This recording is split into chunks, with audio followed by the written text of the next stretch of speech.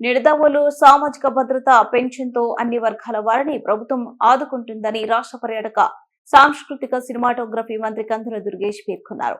మంగళవారం ఉదయం తూర్పు గోదావరి జిల్లా విఘ్నేశ్వరంలో ఎన్టీఆర్ భరోసా పెన్షన్ల పంపిణీ కార్యక్రమంలో పాల్గొన్న మంత్రి దుర్గేష్ లబ్ధిదారుల ఇంటి వద్దనే పెన్షన్లు పంపిణీ చేశారు.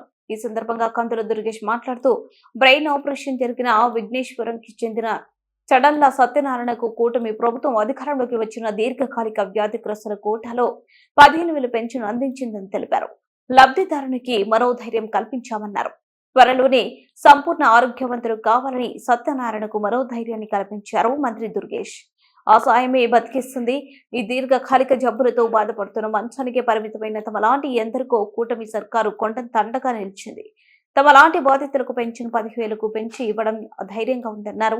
తమ కుటుంబానికి తనమందరకు ఈ డబ్బులు ఎంతో ఆసరగా ఉంటున్నాయన్నారు పేర్కొన్నారు. ఈ సందర్భంగా కూటమి ప్రభుత్వానికి కృతజ్ఞతలు తెలిపారు.